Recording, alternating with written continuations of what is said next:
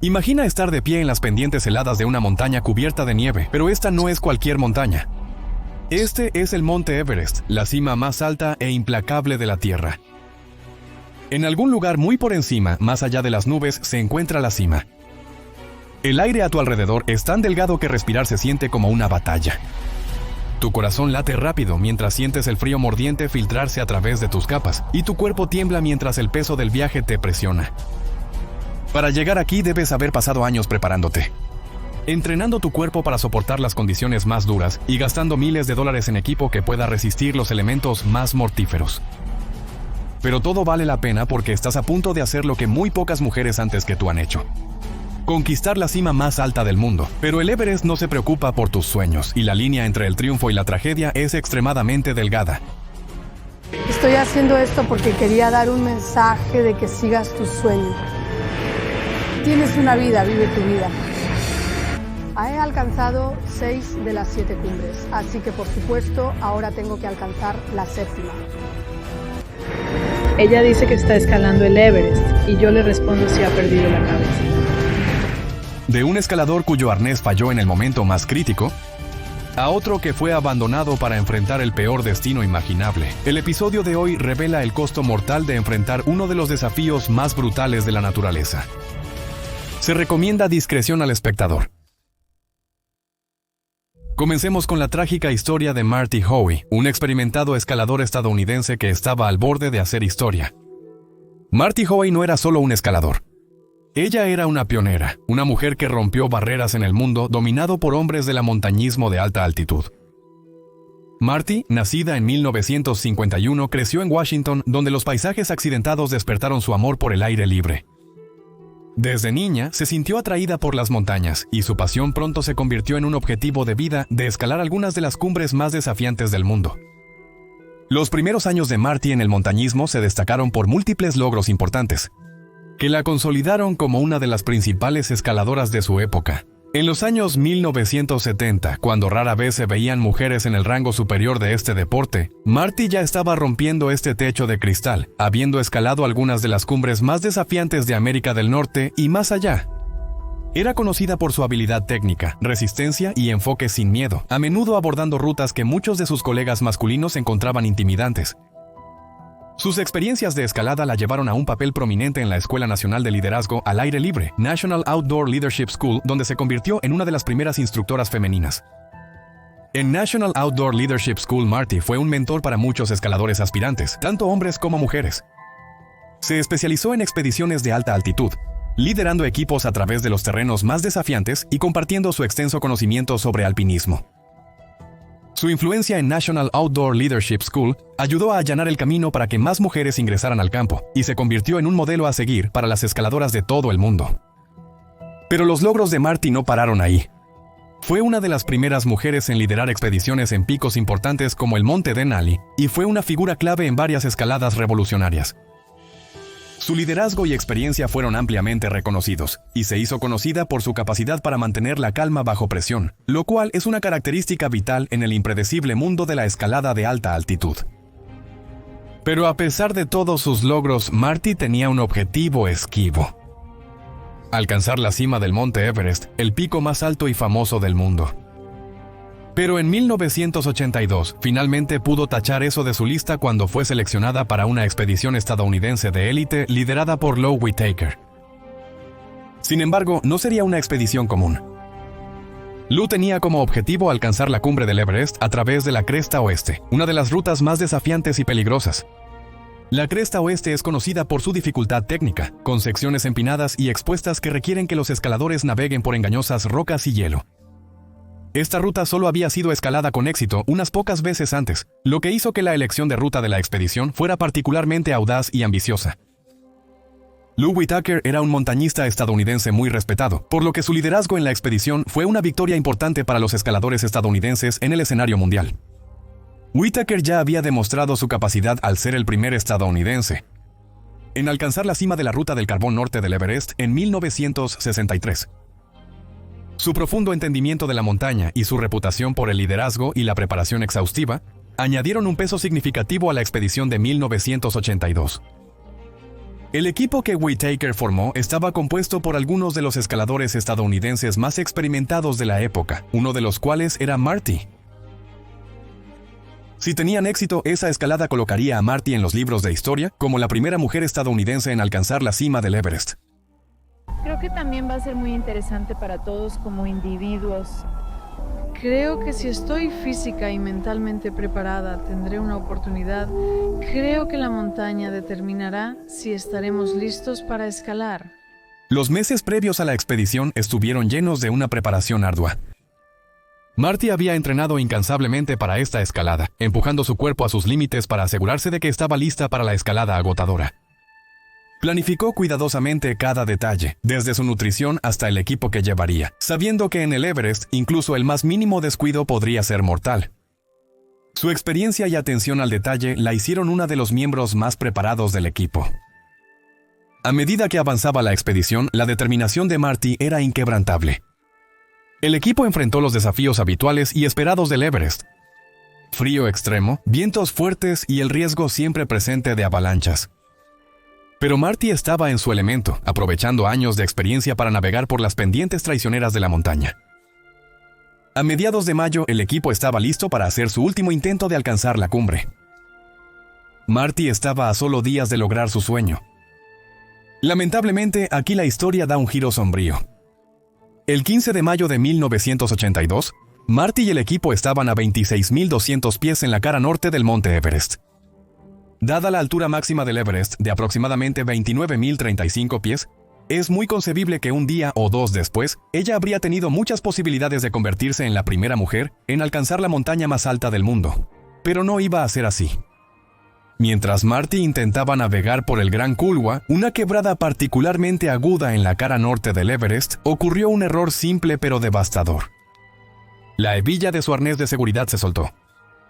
En el aire delgado y en medio de los vientos caóticos, Marty perdió el equilibrio y cayó. Podemos suponer que no revisó 2 veces la hebilla en el calor del momento emocionante. En ese entonces, los arneses requerían ser enhebrados manualmente por duplicado, a diferencia de los arneses actuales con hebillas de bloqueo automático. En esas altas altitudes, este simple descuido llevó a Marty a perder el equilibrio y caer. A pesar de los esfuerzos del equipo, Marty cayó miles de pies por la cara de la montaña. Su compañero Jim Wickwire escribió sobre el evento en su memoria, Adicto al peligro, publicado en 1998. Escuché un ping repentino y giré para ver a Marty inclinándose hacia atrás, cabeza abajo por la pendiente helada. Se volcó e intentó agarrar la cuerda, pero se deslizó más allá de ella, desapareciendo en la niebla y sobre un vasto acantilado de hielo.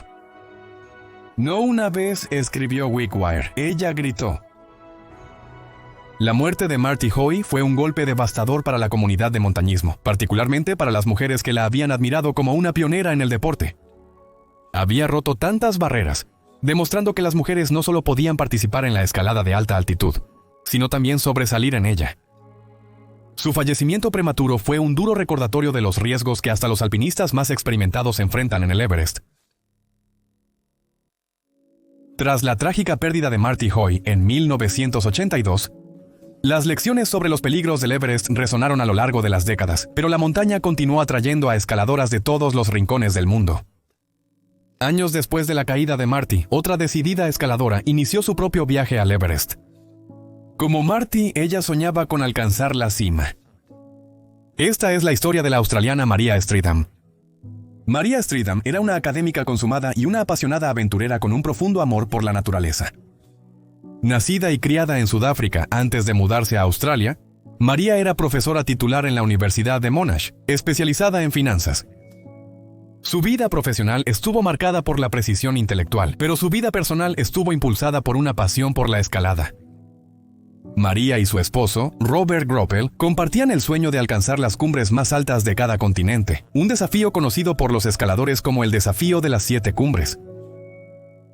Para el 2016, ya habían conquistado 6 de estas montañas desafiantes, quedando solo el monte Everest por conquistar. Para Maria y Robert, alcanzar la cumbre del Everest era más que un logro personal.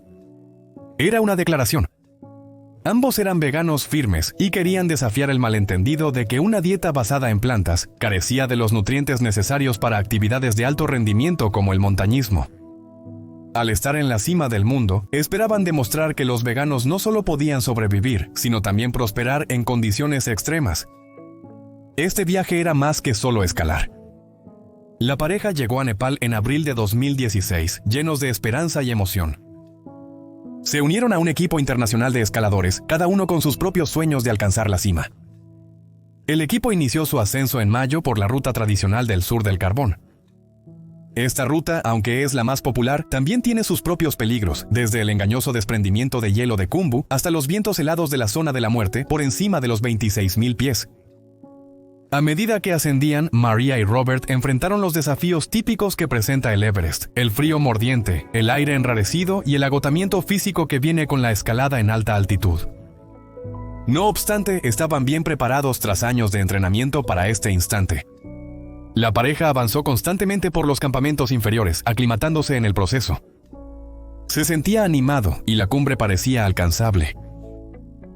Sin embargo, conforme subían, Maria comenzó a sentir los síntomas del mal de altura. No podía caminar y el terreno era muy difícil.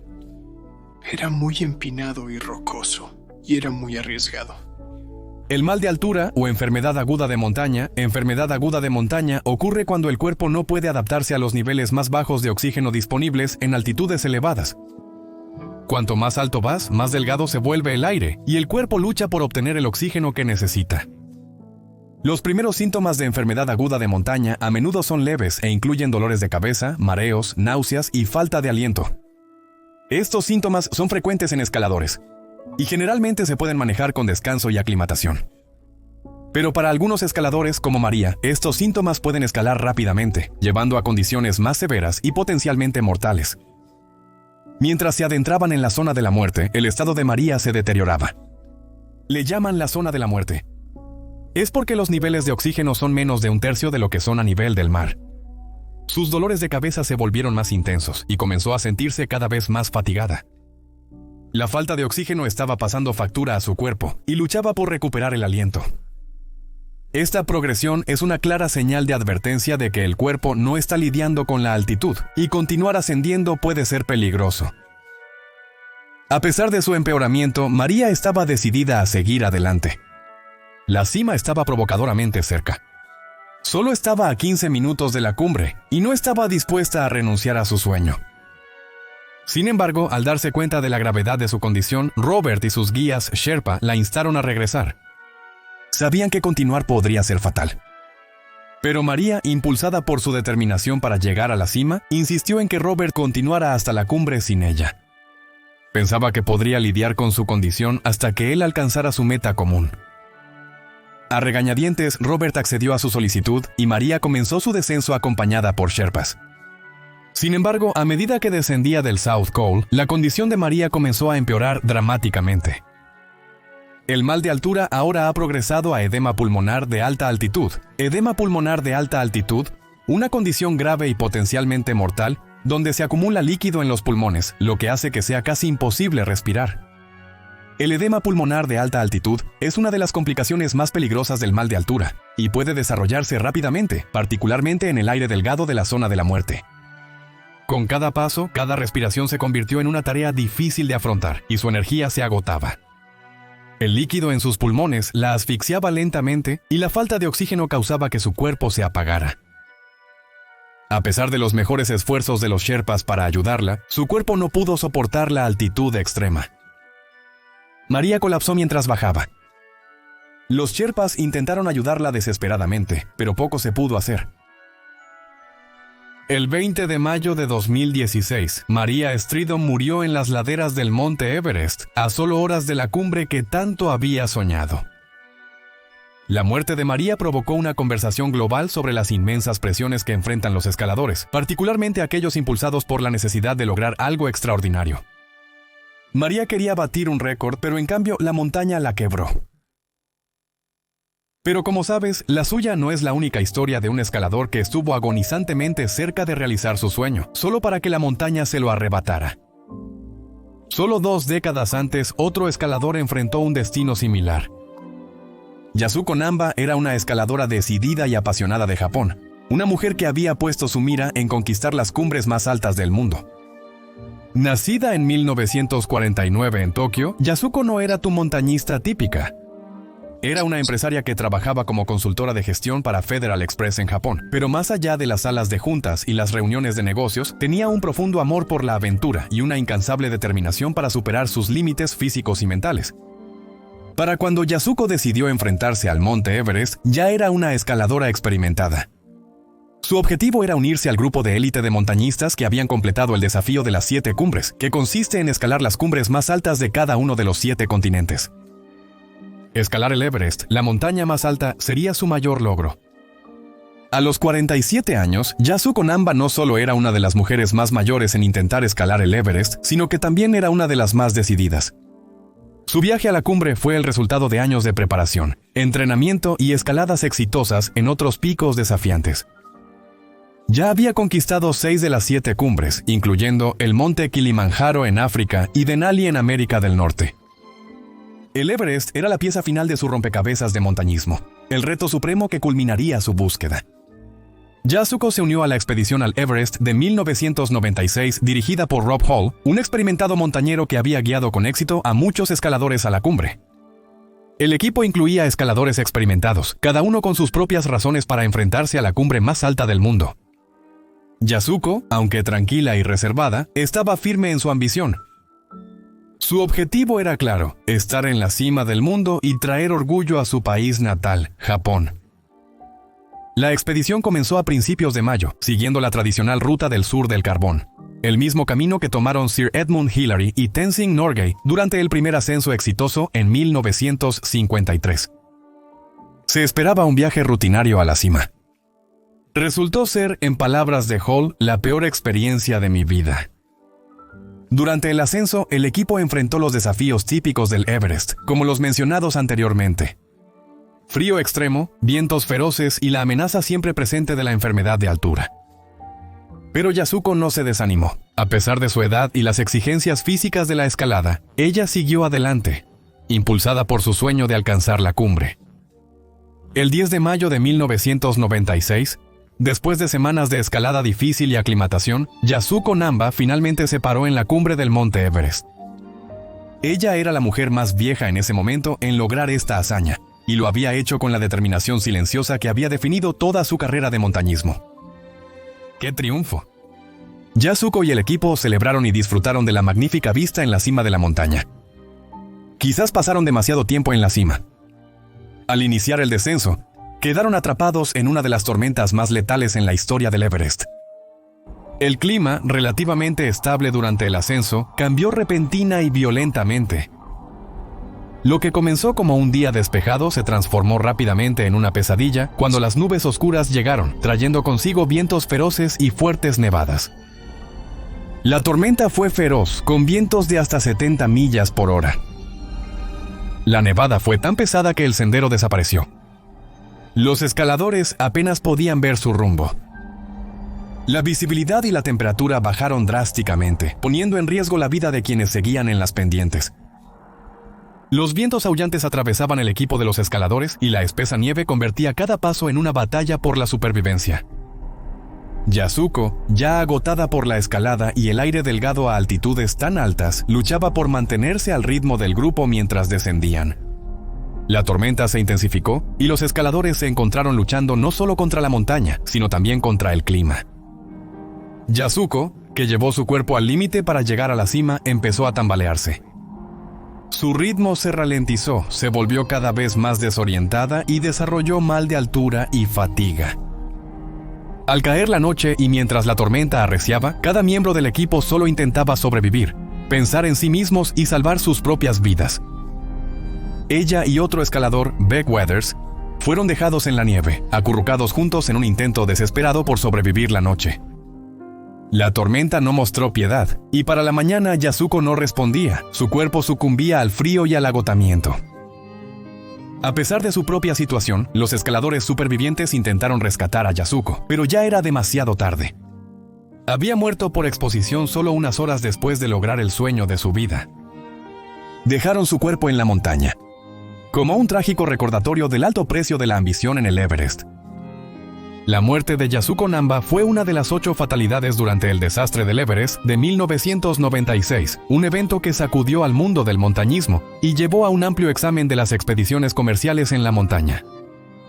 Su historia conmocionó profundamente al mundo debido a su edad y determinación, pero en particular debido a la cruel ironía de su destino. Yasuko alcanzó la cima del mundo, pero perdió su vida en el descenso. La historia de Yasuko Namba es un recordatorio inquietante de cuán cerca pueden estar el triunfo y la tragedia en el Everest. Pero Yasuko no fue el único escalador cuyos sueños aplastó la implacable naturaleza de la montaña. 2 años después de su fatídica ascensión, otro escalador enfrentaría una prueba igualmente desgarradora. Frances Arsenieff, una montañista experimentada, hizo historia al convertirse en la primera mujer estadounidense en alcanzar la cima del Everest sin oxígeno suplementario, pero el costo de este logro, la tragedia continúa atormentando a los escaladores hasta la actualidad.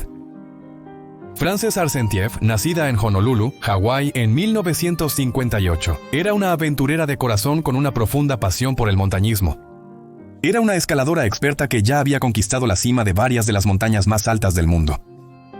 Junto a su esposo, Sergei Arsenieff, un experimentado montañista ruso, Frances puso su mira en el desafío definitivo, convertirse en la primera mujer estadounidense en alcanzar la cima del monte Everest sin el uso de oxígeno suplementario. La pareja compartía el sueño de conquistar la montaña más alta del mundo, confiando únicamente en su fuerza física y mental. En 1998, después de años de preparación y ascensos exitosos, Frances y Sergei emprendieron su expedición al Everest. La pareja era consciente de los riesgos de intentar alcanzar la cumbre sin oxígeno suplementario. Esta era una hazaña que solo unos pocos escaladores habían logrado, por una buena razón. La falta de oxígeno a altitudes tan altas ejerce una enorme presión sobre el cuerpo humano, haciendo que cada paso sea un esfuerzo monumental. Pero Francis estaba decidido a lograr este hito histórico y demostrar que era posible. La pareja se unió a un grupo de escaladores en mayo de 1998, emprendiendo la desafiante ruta de la cara norte desde Tíbet. Esta ruta es conocida por su terreno traicionero, vientos fuertes y frío brutal. Los Arsenieff siguieron ascendiendo la montaña. Se sentían animados al acercarse al final de su viaje. El 22 de mayo de 1998, Frances alcanzó la cumbre del Everest, haciendo historia como la primera mujer estadounidense en hacerlo sin oxígeno suplementario. Fue un momento de triunfo, la realización de un sueño de toda la vida. Pero como bien sabes ahora, el descenso del Everest a menudo es más peligroso que el ascenso, y los Arsenieff rápidamente se encontraron en una situación arriesgada. El aire delgado, el frío extremo y el agotamiento físico comenzaron a pasar factura a Frances. Se movía más lento y le costaba mantener el equilibrio. La falta de oxígeno estaba causando estragos en su cuerpo, afectando su juicio y debilitando sus músculos. La pareja se separó en el caos del descenso, un suceso común en el desorientador ambiente de la zona de la muerte, donde los instintos de supervivencia a menudo toman superioridad sobre la toma de decisiones racionales. Sergei, descendiendo antes que Francis, llegó hasta el campamento 4, más de 2000 pies debajo de la cumbre, antes de darse cuenta de que su esposa no estaba con él. El pánico se apoderó de él al comprender la gravedad de la situación. Sin dudarlo, Sergei regresó, subiendo de nuevo la montaña en un intento desesperado por encontrar a Francis. Sabía los riesgos de volver sobre sus pasos en la zona de la muerte, donde cada minuto pasado a tan altas altitudes aumenta el peligro, pero estaba impulsado por una feroz determinación y amor para alcanzar a su esposa. Cuando cayó la noche del 22 de mayo, Frances se encontró sola en las pendientes superiores del Everest. La temperatura bajó y el viento aullaba a su alrededor, cortando a través de sus capas de ropa protectora. Estaba varada en uno de los lugares más inhóspitos de la Tierra, sin refugio y sin forma de pedir ayuda. El frío despiadado y la falta de oxígeno nublaban su pensamiento. A pesar de su dilema, Francis siguió adelante, esperando llegar a un campamento inferior donde encontraría seguridad. Lamentablemente, el acto altruista de amor de Sergei le costaría la vida. Mientras intentaba rescatar a Francis, Sergei sucumbió a las condiciones extremas de la montaña. Su cuerpo fue hallado después en la montaña, cerca de donde Francis había quedado atrapado. Su partida fue un testimonio de su inquebrantable compromiso para salvar a su esposa, incluso frente a circunstancias abrumadoras. Mientras tanto, Frances estaba sufriendo un lento y agonizante declive. El frío se infiltró en sus huesos y la falta de oxígeno causó que su cuerpo se apagara. Ahora sufría de hipoxia, una condición en la que el cerebro se ve privado de oxígeno, lo que lleva a la confusión, alucinaciones y pérdida de coordinación. A pesar de su estado debilitado, Frances se aferró a la vida, decidida a sobrevivir. El 23 de mayo de 1998, un equipo de escaladores uzbecos se topó con Frances. Estaba viva, pero apenas. Los escaladores intentaron ayudarla, proporcionándole oxígeno y tratando de moverla montaña abajo, pero ella estaba muy débil para caminar y ellos demasiado exhaustos para cargarla. Se enfrentaron a una decisión agonizante: arriesgar sus vidas para quedarse con Frances o abandonarla para salvarse.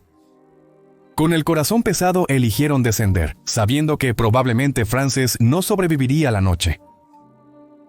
Al día siguiente, Frances fue descubierta nuevamente, esta vez por los escaladores británicos Ian Woodall y Cathy O'Dowd. La encontraron tendida en la nieve, todavía aferrándose a la vida pero incapaz de hablar o moverse. Estaba despierto y consciente de su entorno, pero demasiado débil para responder. Woodall y O'Dowd trataron de ayudarla, pero era evidente que estaba más allá de cualquier salvación.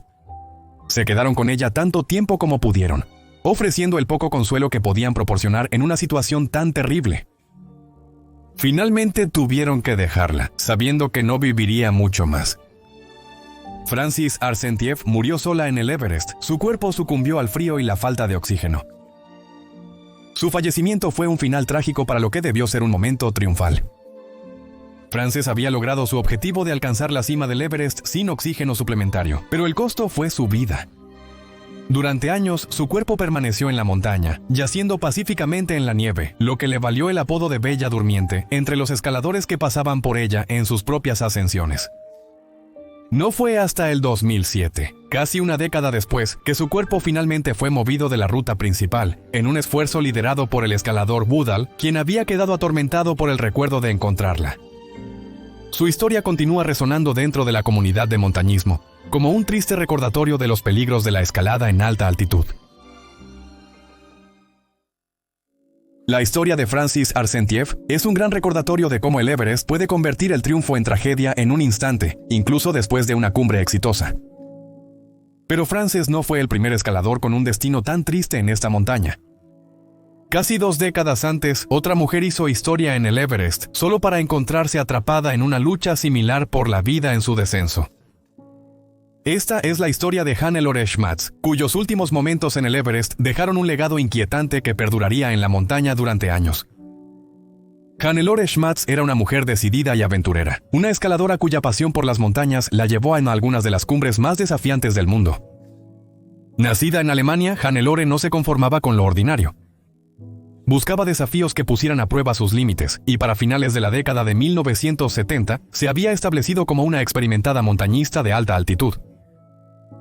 Junto a su esposo, Gerhard Schmatz, había escalado algunas de las montañas más desafiantes del mundo, pero había una cima que la llamaba por encima de todas las demás, el Monte Everest. En 1979, Hannelore y Gerhard se unieron a una expedición internacional para escalar el Everest, con el objetivo de llegar a la cumbre a través de la Ruta del Carbón Sur. A los 50 años, Gerhard Schmatz era la persona más vieja en ese momento en intentar escalar el Everest, y Hannelore, a los 39, estaba entre las pocas mujeres que se atrevían a hacer la escalada. La expedición fue liderada por el mismo Gerhard, e incluía un pequeño equipo de escaladores experimentados, cada uno decidido a alcanzar la cumbre de la montaña más alta del mundo. La expedición Schmatz avanzó constantemente, venciendo los numerosos retos del Everest. El equipo se aclimató a medida que ascendían, estableciendo campamentos en el camino, y a finales de septiembre estaban en posición para su último empuje hacia la cumbre. El clima era estable y el ánimo alto mientras los escaladores se preparaban para la dura escalada que les esperaba. Para Hannelore, este era el punto culminante de años de preparación y entrenamiento, una oportunidad para lograr su sueño de estar en el techo del mundo. El 2 de octubre de 1979, Hannelore Schmatz alcanzó la cumbre del Monte Everest, siendo la primera mujer alemana en lograrlo. Fue un logro histórico que debió celebrarse. Pero como suele ser el caso con el Everest, el descenso resultó ser mucho más peligroso que la ascensión. Agotada por la ascensión y el aire delgado en la cumbre, Hannah y su equipo comenzaron su descenso por el sur de Coal. Las condiciones eran brutales. La altitud estaba afectando su juicio y comenzaba a mostrar signos de agotamiento severo.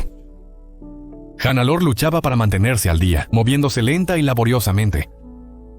Al descender, el equipo se dio cuenta de que estaban en graves problemas.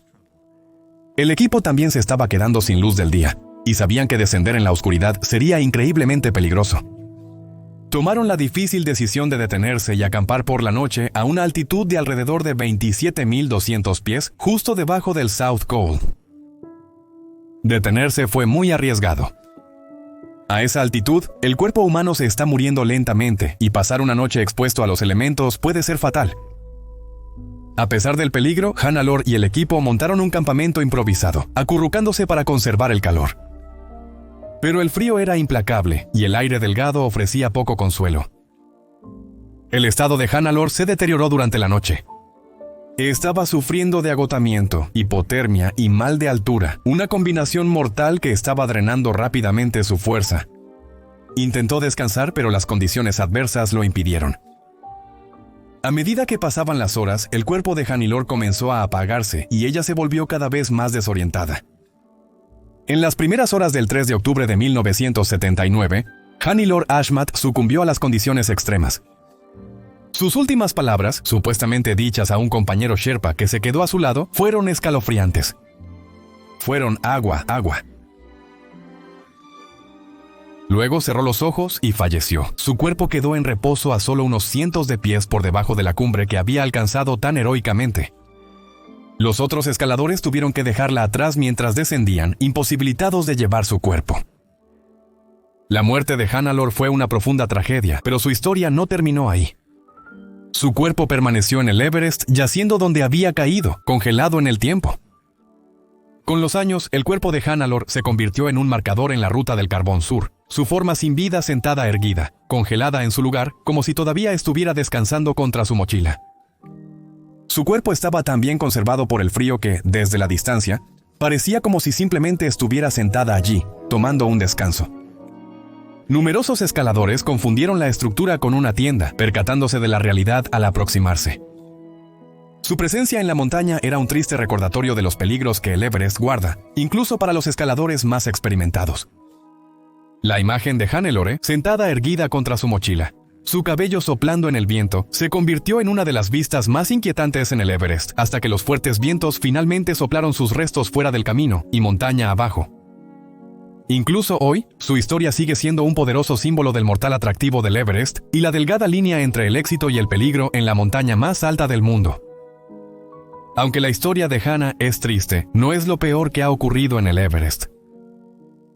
Nuestra próxima y última historia es de una escaladora cuyo viaje a la cumbre terminó en una de las tragedias más desgarradoras de la montaña.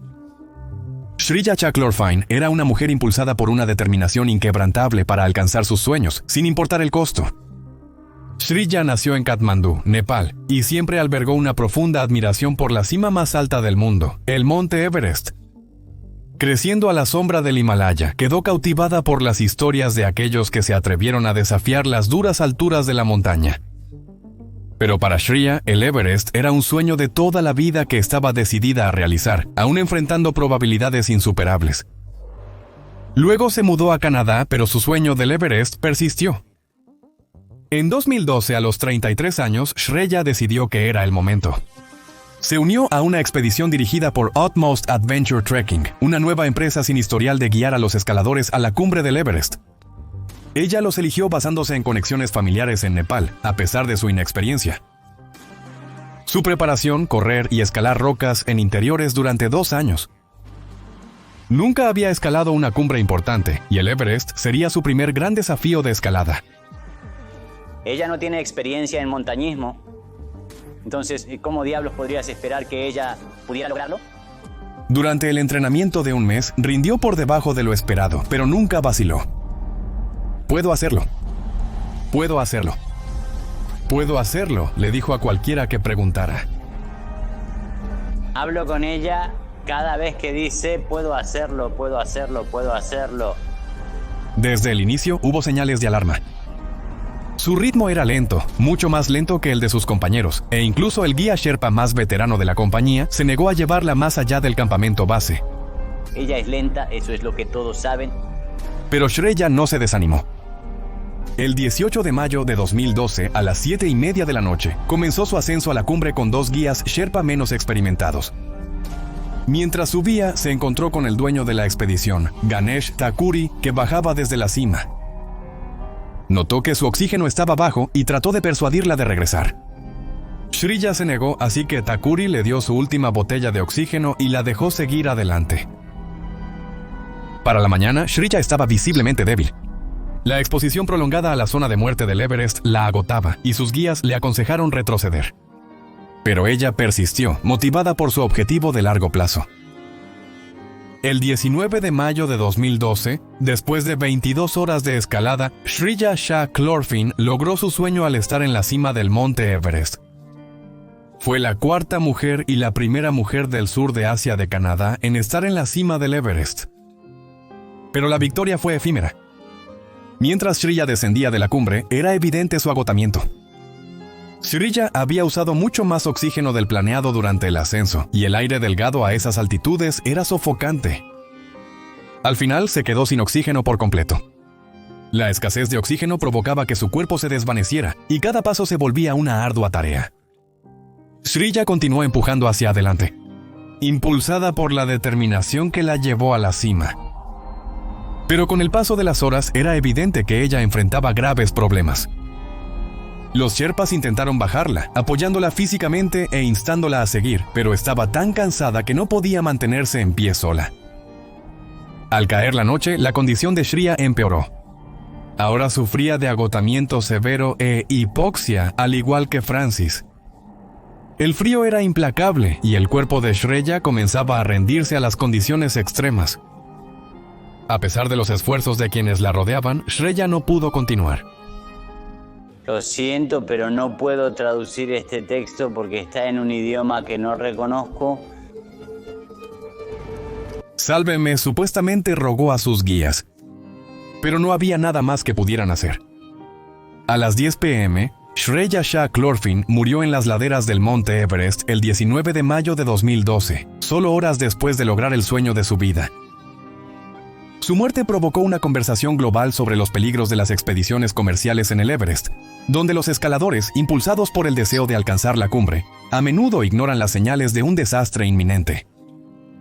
Su historia recuerda que el Everest, pese a su atractivo, es un lugar donde sueños y vidas suelen perderse buscando la gloria. ¿Vale la pena escalar el Everest considerando el riesgo de no volver con vida? Comparte tu opinión en los comentarios. Gracias por ver, hasta la próxima. Mantente audaz y vive valiente.